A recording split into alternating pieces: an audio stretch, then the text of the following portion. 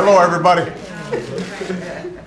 We have just had a wonderful conversation. I want to just tell you a little bit about why we did this. I think sometimes in celebration of Dr. King's birthday, we act as if this history was so long ago.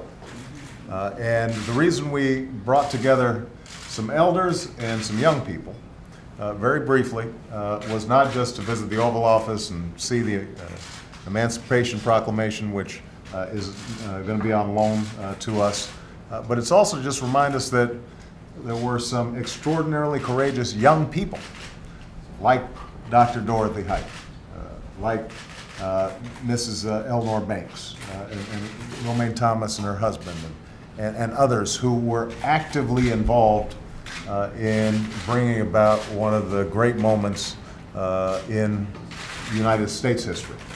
And so what we've done is we've heard some stories shared. Dr. Heights shared with us what it was like meeting Martin Luther King when he was a 15-year-old at Morehouse, visiting there. We heard from Miss Glanton, Willie Glanton, who is a great activist in Iowa about the work that she's done there on behalf of the civil rights movement, reminding us that it wasn't just isolated in some areas. I am especially proud to have the Harveys here, Mr. Joseph Harvey and Ms. Mabel Harvey. Mr. Joseph Harvey is 105, and Ms. Mabel Harvey here is the spry young one at 102. And Ms. Harvey just now was whispering in my ear as you guys were walking in that this must be the Lord's doing because we've come a mighty long way. That's what she said.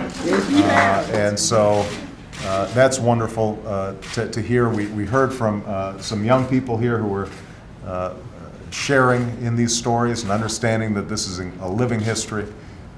And I was very pleased to hear from Taylor Branch, author of one of the definitive biographies of the civil rights movement, and Dr. King.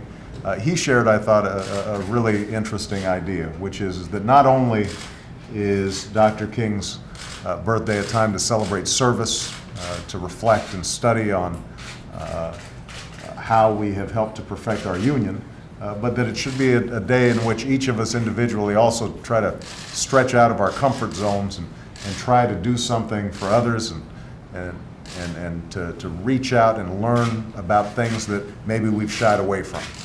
Because part of what the civil rights movement was all about was changing people's hearts and minds and breaking out of old customs and old habits. And that's, I think, an important lesson for all of us.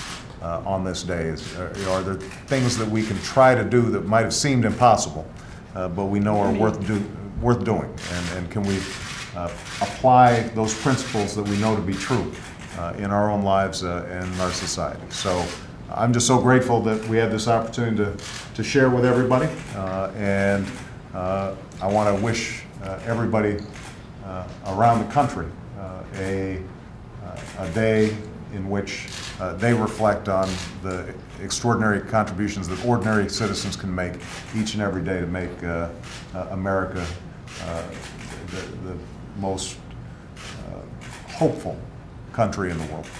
Thank you very much, everybody.